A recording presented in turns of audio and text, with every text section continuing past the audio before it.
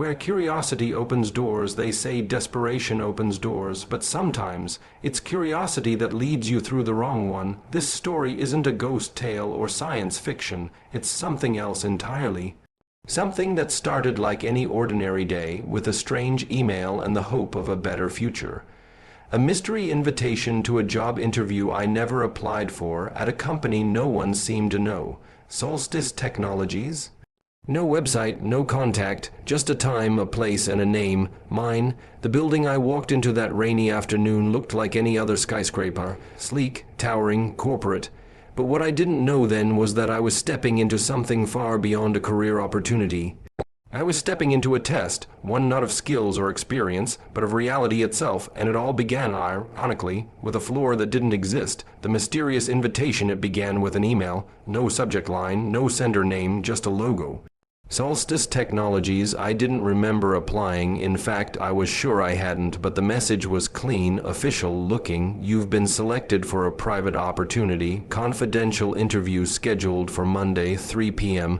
There was no contact number, no way to reply. Just a time, a date, and an address at a building I'd never heard of in the heart of the financial district.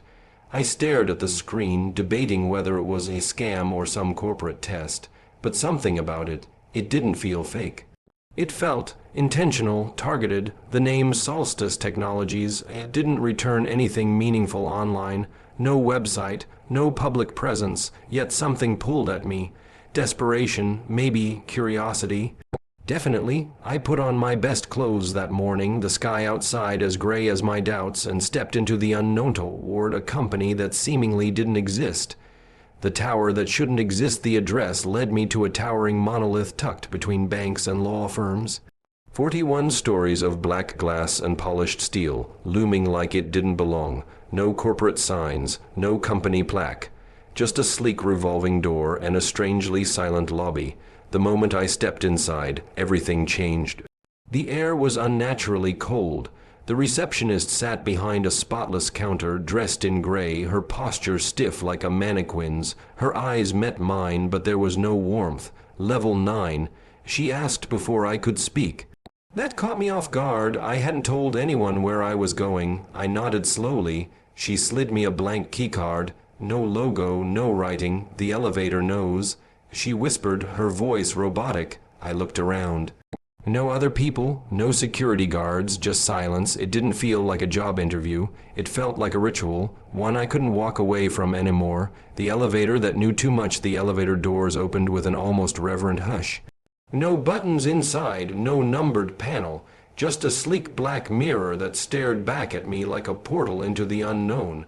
I stepped inside, my fingers instinctively searching for controls that didn't exist.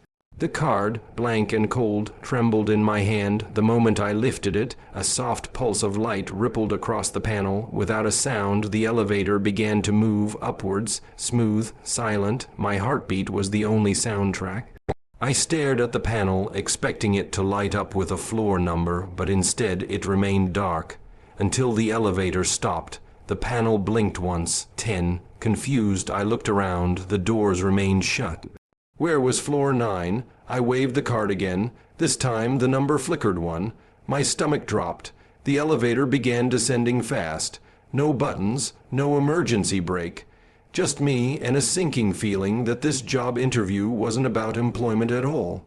Beneath the surface, when the elevator finally stopped, the doors opened not to a lobby or basement, but to something unreal. A fog-laced corridor stretched ahead, pulsing with faint blue lights along the floor, like arteries of some living organism. The walls were bare concrete, damp and breathing. The air was icy, laced with static and something metallic. Far in the distance I heard voices, soft murmuring, but saw no one. Each cautious step echoed louder than the last. At the end of the hall stood a metal door marked simply with a bold black 9. I hesitated. This was supposed to be a job interview. Now it felt like trespassing into a dream I shouldn't be inside. Curiosity won. I opened the door. Inside lay a cavernous room filled with rows of hospital-style beds. Some were empty, others held figures. Still, pale, eyes open, a man in a suit lay closest to me. His ID badge read, Alexander Rowe Interview Candidate 2004. My blood turned to ice, whatever this place was.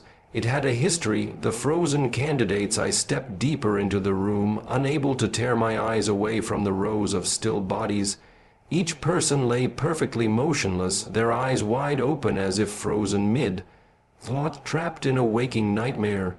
Some wore business attire, others lab coats. All had ID badges with dates stretching back years, even decades. Interview candidates, every one of them, their chests rose with shallow, mechanical breath. They weren't dead, but they weren't alive either. It was as though something had paused their minds, left them suspended in a moment of unending awareness. I felt watched, as if their eyes followed me, begging for help they couldn't voice. I whispered, "What is this place?" My voice echoed back, unanswered. The room was silent, oppressively so. I backed away slowly, but something told me I wasn't alone anymore. This was no accident. These people weren't here by mistake. And if I didn't leave soon, I might end up in the next empty bed. The cryptic scientist, just as panic clawed its way into my throat. A voice cut through the silence. "You weren't supposed to see this." I turned. An elderly man in a long white coat stood at the edge of the room. He held a clipboard and a syringe, his face as pale as the lights above. "You reached level 9 by error," he said. "The system rarely misroutes, but sometimes it happens." He approached slowly, his eyes flicking to the frozen candidates. Their minds couldn't handle it. He whispered the truth. It shattered them. I tried to step back, but my legs were heavy, uncooperative. "What truth?" I asked. "Why are they like this?" The man looked at me with something close to pity. "Solstice doesn't recruit employees. It tests thresholds." He leaned in, his voice barely audible. "And now we must test yours." Suddenly, alarms erupted overhead and red lights pulsed violently.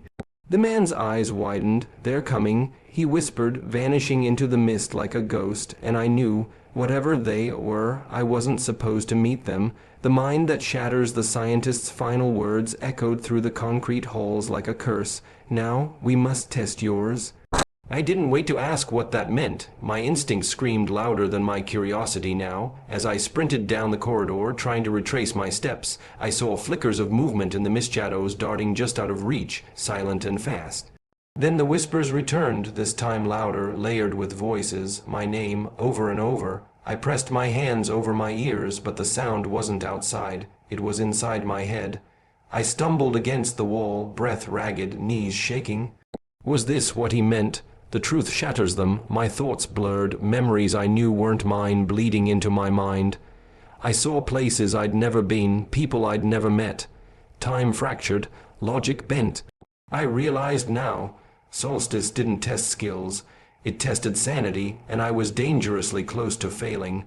One more whisper, one more image, and I feared I'd joined the others, frozen in that room of the forgotten. The wrong elevator somewhere between madness and instinct. I found a hallway I hadn't seen before. At its end was an elevator, old, unlike the first one. Its brass doors were tarnished, edges scorched.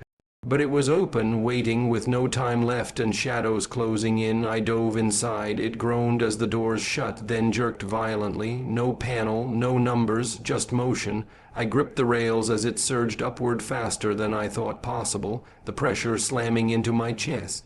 The lights flickered overhead, and for a moment I saw faces, dozens, reflected in the metal walls around me, watching, silent. The elevator kept rising and rising until the display above the door flickered to life. 42.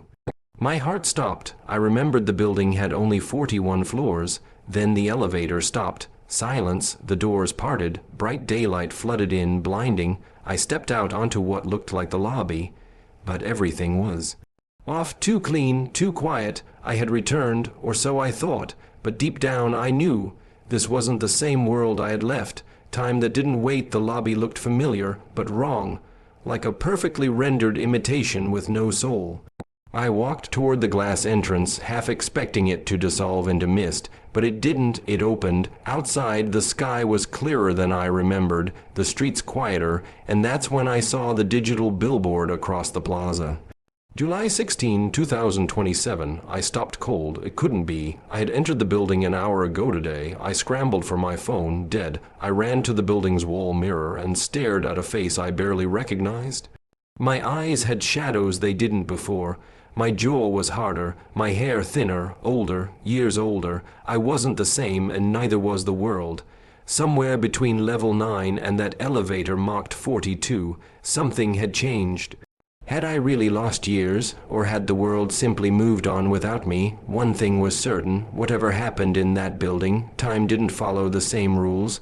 Solstice still watches. I left the building, stumbling into a world that should have felt like home, but didn't.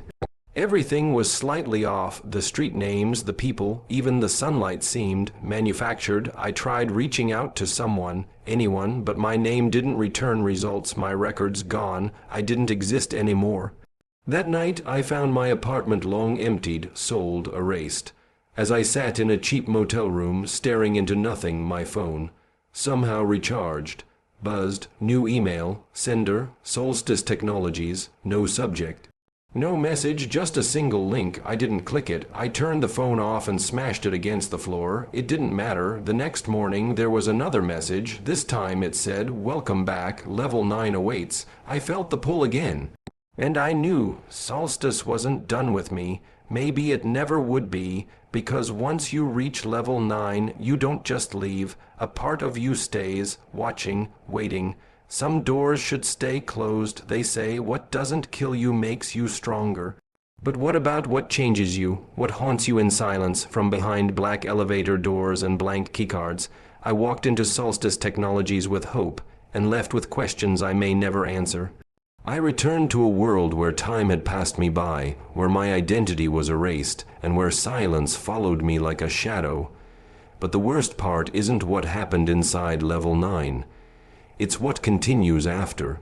Because Solstice isn't just a place, it's a presence. It watches, it remembers, it waits, and every so often I still get the emails, still hear the whispers when everything's quiet. You see, people assume horror lies in the supernatural. But sometimes the scariest thing is a job you never applied for, at a company that doesn't exist, offering a future you can never return from, and the next time your elevator skips a floor, don't ask why. Just pray it keeps going. Would you like a YouTube voiceover script, visual scene breakdown, or audio narration style version of this story next?